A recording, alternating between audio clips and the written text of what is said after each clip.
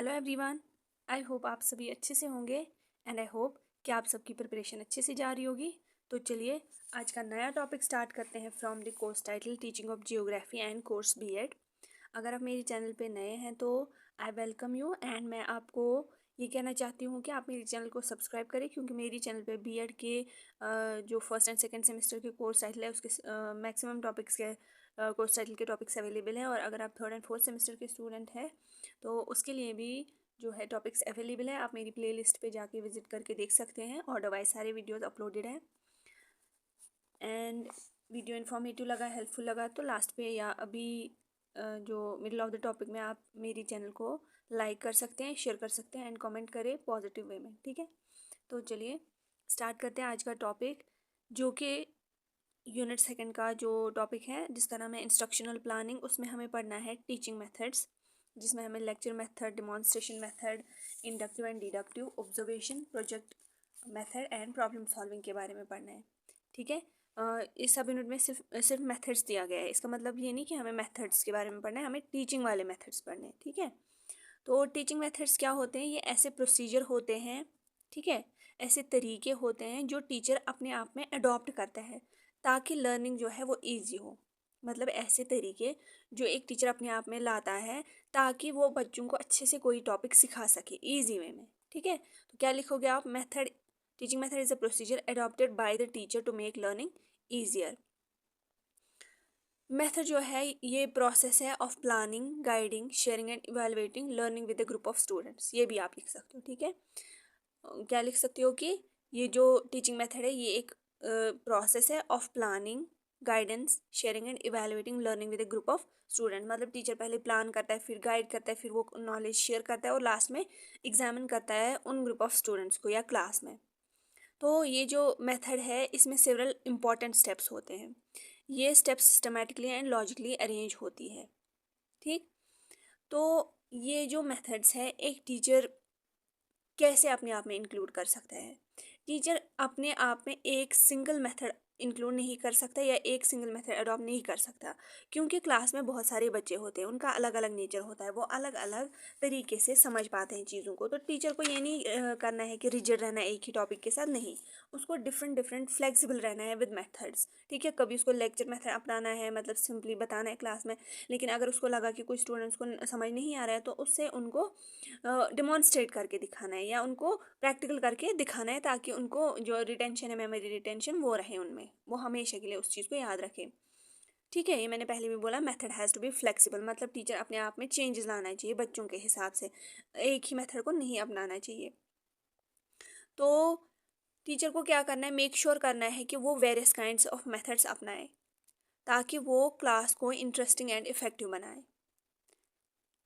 और इससे क्या होगा, जब वो डिफरेंट मेथड्स अपनाएगा उससे अलग अलग स्टूडेंट्स को वो समझेगा और स्टूडेंट्स भी अलग अलग मेथड से अच्छे से समझेंगे। और टीचर अपने स्टूडेंट्स के साथ या प्यूपिल जिसको हम बोलते हैं, प्यूपिल के साथ एक ऑर्गेनिक रिलेशनशिप जो है वो डेवलप कर सकता है। इससे क्या होगा कि स्ट्रेस फ्री एनवायरनमेंट रहेगा, क्लास में कोई स्ट्रेस नहीं रहेगा। जब डायनामिक अपने मेथोडोलॉजी में है जो है डायनामिक फंक्शंस होंगे तो वो क्या, उससे क्या होगा, प्रोसेस ऑफ टीचिंग जो है वो उसकी क्वालिटी बढ़ेगी। अब अगर इधर हम कैरेक्टरिस्टिक्स मतलब खुसूसियात देखें ऑफ टीचिंग मेथड, इससे क्या होता है, जो एक टीचर अपने लेसन प्लान में एम रखता है, मतलब कि मुझे बच्चों को क्या सिखाना है, कौन सा पॉइंट सिखाना है, जो वो टीचिंग मेथड अपनाएगा तो उससे वो सक्सेसफुल रहेगा। मतलब वो उसके जो ऑब्जेक्टिव है प्री डिटरमाइंड वो उसके हासिल होंगे। और इससे क्या होगा, टीचिंग मेथड से स्टूडेंट जो है वो इंस्पायर हो जाएगा फॉर सेल्फ स्टडी, वो घर पे खुद पढ़ने स्टार्ट हो जाएगा, मतलब वो अच्छे से खुद पढ़ेगा, घर पे सेल्फ स्टडी करेगा। इससे क्या होगा, पावर ऑफ इंडिपेंडेंट थिंकिंग जो है वो बच्चों में डेवलप होगी। किससे? टीचिंग मेथड से। जब एक टीचर अपने अंदर बहुत सारे टीचिंग मेथड्स अपनाएगा, ठीक। स्टूडेंट्स में डेवलप होता है interest for the subject, for the particular subject, वो पढ़ना चाहते हैं इंटरेस्टिंगली, कीनली, फिर ठीक है। और इससे क्या होता है, स्टूडेंट्स जो है इंस्पायर होते हैं to undertake more and more activities. ये आप कैरेक्टरिस्टिक्स में लिखना ऑफ टीचिंग मेथड, ठीक है। पहले हेडिंग लिखोगे टीचिंग मेथड, फिर उसके कैरेक्टरिस्टिक्स, ठीक है। तो ये हो गया ये किसके कैरेक्टरिस्टिक्स है? Of good method. ये याद रखना, गुड मेथड। जब टीचर अच्छे से तरीके मतलब अपनाएगा अपने अंदर जिससे लर्निंग इजी होगी, तो अच्छे से गुड मेथड की कैरेक्टरिस्टिक्स है ये। तो या हम इसमें अगर अब हम देखें क्या, लेक्चर मेथड, तो पहले हम शॉर्ट में समझते हैं कि टीचिंग मेथड क्या है। ठीक है, शॉर्ट में मैं फिर से आपको बताना चाहती हूँ यहाँ पे, ताकि आपको फिर दोबारा ना पढ़ना पड़े। टीचिंग मेथड उन सिस्टमैटिक अप्रोचेज और टेक्निक्स का सेट है जो एजुकेटर्स मतलब यहाँ पे टीचर्स है, जो एजुकेटर्स स्टूडेंट्स को नॉलेज या स्किल इम्पार्ट करने के लिए इस्तेमाल करते हैं। वो टेक्निक्स, वो अप्रोचेज या वो तरीके, ये मेथड्स अलग अलग सब्जेक्ट के लिए अलग अलग होते हैं। ठीक है, डिपेंडिंग अपॉन कि वहाँ का लर्निंग एनवायरनमेंट कैसा है, वहाँ का क्लासरूम कैसा है। मानो एक टाइप है टीचिंग मेथड का लेक्चर मेथड। ठीक है, ये एक तरीका है पढ़ाने का। तो मानो उधर कोई मॉडल वगैरह नहीं है, चार्ट वगैरह नहीं है, तो टीचर को क्या करना है, उस एनवायरनमेंट के हिसाब से लेक्चर ही प्रोवाइड करना है। लेकिन अगर उसको लगा कि यहाँ पे टीचिंग लर्निंग एड जो है वो अवेलेबल है, तो वो उस डिमॉन्स्ट्रेशन मेथड से मतलब समझाएगा उनको। तो सिचुएशन के हिसाब से डिफरेंट मेथड्स टीचर अपनाता है। ठीक है, तो ये हो गया ये टीचिंग मेथड। अब हम देखते हैं लेक्चर मेथड, जो कि मतलब ये सारे टीचिंग मेथड के ही तरीके हैं। जो टीचर डिफरेंट मेथड्स अपनाते हैं वो सारे हमें वन बाय वन पढ़ने हैं। लेक्चर मेथड एक ट्रेडिशनल टीचिंग अप्रोच है जिसमें टीचर्स किसी टॉपिक को वर्बली एक्सप्लेन करते हैं और स्टूडेंट्स सुनते हैं और नोट्स लेते हैं। इसका मतलब क्या है कि जो टीचर है, ये लेक्चर मेथड है, ये बहुत पुराना ट्रेडिशनल मतलब बहुत टाइम से चलते आ रहा है। और इसमें टीचर जो है वो वर्बली मतलब मुंह से बोलता है, मुंह से पढ़ाता है, जैसे नॉर्मली हमने पढ़ा है। ठीक है, टीचर्स के पास जैसे हमने पढ़ा है नॉर्मली, वही होता है लेक्चर मेथड। और इसमें स्टूडेंट्स नोट्स लेते हैं। ये मेथड थ्योरीज और लार्ज कंटेंट को क्विकली कवर करने के लिए इफेक्टिव होता है। ठीक है, कौन सा? Lecture method. इसके कुछ एडवांटेजेस और डिसएडवांटेजेस होते हैं। यहाँ पे हम इसके अगर एडवांटेजेस देखें शॉर्ट में, एडवांटेजेस में शॉर्ट में लिख रही हूँ, आप लिखना। इसके फ़ायदे क्या हैं लेक्चर मेथड के, मैं यहाँ पे लिख देती हूँ। एडवांटेजेस ऑफ लेक्चर मेथड है, ये याद रखना। First is efficient for large content. अगर सिलेबस बहुत ज़्यादा है तो उसके लिए ये बहुत इफ़ेक्टिव है ये मेथड। अगर हिस्ट्री क्लास में टीचर वर्ल्ड वॉर सेकेंड के टॉपिक्स को क्विकली कवर करना चाहता है तो लेक्चर मेथड यूज़ कर सकता है, ताकि ज़्यादा इन्फॉर्मेशन स्टूडेंट्स तक पहुंच पाए। Second is cost effective. इसमें पैसा भी नहीं ज़्यादा लगता, जैसे बाकी है डिमॉन्स्ट्रेटिव वगैरह, उसमें मॉडल्स दिखाने पड़ते हैं, तो उसके हिसाब से इसमें कम इक्विपमेंट्स यूज़ होते हैं। ठीक है, मतलब इनमें होती ही नहीं है उनकी ज़रूरत। सिंपली टीचर, हमने पहले पढ़ा ना, वर्बली वो टीचर बोलता है, तो वहाँ पे कोई भी इन चीज़ों की ज़रूरत नहीं है, तो पैसे बहुत मतलब लगते नहीं है वैसे इंस्ट्रूमेंट्स वगैरह पे। आइडियल फॉर लार्ज क्लास, जहाँ पे बच्चे ज़्यादा होंगे तो वहाँ पे ये मेथड बहुत अच्छा है। जैसे कॉलेजेस हो गया, या वहाँ पे ऑडिटोरियम्स हैं, 100+ बच्चे हैं वहाँ पे, तो उनको क्या कोई कॉन्सेप्ट समझाना है, तो ये मेथड उसके लिए इफ़ेक्टिव है, क्योंकि वो बाकी मेथड्स उतने ज़्यादा इफेक्टिवली यूज़ नहीं कर सकते। Fourth, structured and organised.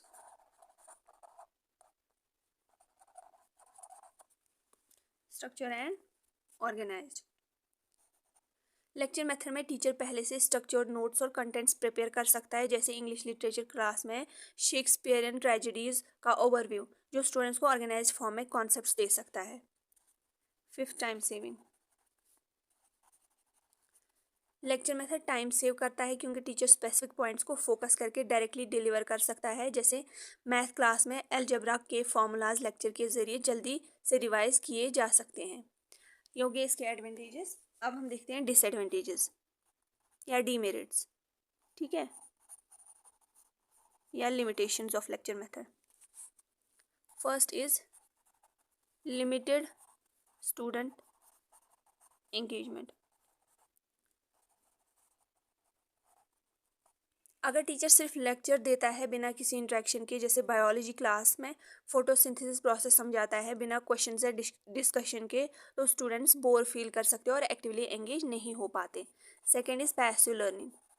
Passive learning, lecture method students को सिर्फ सुनने वाला बना देता है। जैसे अगर हिस्ट्री क्लास में टीचर मुगल एम्पायर का लेक्चर दे रहा है और स्टूडेंट्स सिर्फ सुन रहे हैं, तो उनका इन्वॉल्वमेंट लिमिटेड हो सकता है और वो जल्दी बोल भी सकते हैं। Third is no immediate feedback.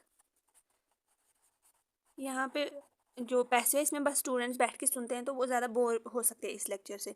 इसमें लेक्चर मेथड में टीचर जो है वो एक्सप्लेन कर रहा है, ठीक है, लेकिन स्टूडेंट्स को समझ नहीं आ रहा है तो उन्हें क्लियर करने का मौका तुरंत नहीं मिलता और वो कॉन्सेप्ट्स इनकम्प्लीट रह सकते हैं। तो इसमें फीडबैक इमीडिएट नहीं मिलता है लेक्चर मेथड में। Fourth, difficulty in explaining complex topics. ठीक है, डिफ़िकल्टी हो जाती है कॉम्प्लेक्स टॉपिक्स को एक्सप्लेन करने में। मैथमेटिक्स जैसे सब्जेक्ट्स में लेक्चर मेथड से कॉम्प्लेक्स कॉन्सेप्ट्स जैसे कैलकुलस को वर्बली एक्सप्लेन करना मुश्किल हो सकता है और स्टूडेंट्स कंफ्यूज हो सकते हैं। Fifth is lack of individual attention. Lack of individual attention. Large lecture classes में इंडिविजुअल अटेंशन देना मुश्किल होता है। जैसे अगर एक इंग्लिश लेक्चर में टीचर ग्रामर रूल्स एक्सप्लेन कर रहा है और स्टूडेंट्स जो है कुछ स्टूडेंट्स उन्हें फॉलो नहीं कर पा रहे हैं तो वो असिस्टेंस मिस कर सकते हैं।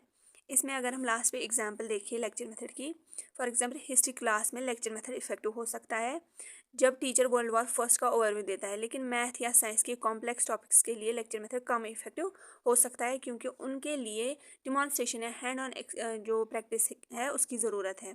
कंक्लूजन में हम ये देख सकते हैं कि lecture method large content cover करता है और टाइम बचाने के लिए यूज़फुल है, लेकिन ये लिमिटेड एंगेजमेंट और फीडबैक जो है उसके क्राइसिस फेस करता है। ठीक, अब हम पढ़ते हैं डिमॉन्स्ट्रेशन मेथड। डिमॉन्स्ट्रेशन मेथड में टीचर किसी कॉन्सेप्ट को प्रैक्टिकल एग्जाम्पल के साथ दिखाता है ताकि स्टूडेंट्स उसे देखकर समझ सकें। इस मेथड के कुछ एडवांटेजेस और लिमिटेशंस हैं जो हम एग्जाम्पल के साथ डिस्कस करेंगे। ठीक, डिमॉन्स्ट्रेशन में मतलब कि कोई प्रैक्टिकल दिखाता है टीचर, अगर वो पढ़ा रहा है उसके साथ साथ वो उनको कुछ दिखा भी रहा है, उनसे है उनको हैंड ऑन एक्सपीरियंस भी दे रहा है। इससे क्या होता है, क्लियर अंडरस्टैंडिंग होती है। टीचर स्टूडेंट्स के सामने एक साइंस एक्सपेरिमेंट जैसे एसिड बेस रिएक्शन डिमॉन्स्ट्रेट करता है। इससे स्टूडेंट्स कॉन्सेप्ट को क्लियर तरीके से देखकर समझ सकते हैं। विजुअल लर्निंग होती है बिकॉज ऑफ डिमॉन्स्ट्रेशन मेथड।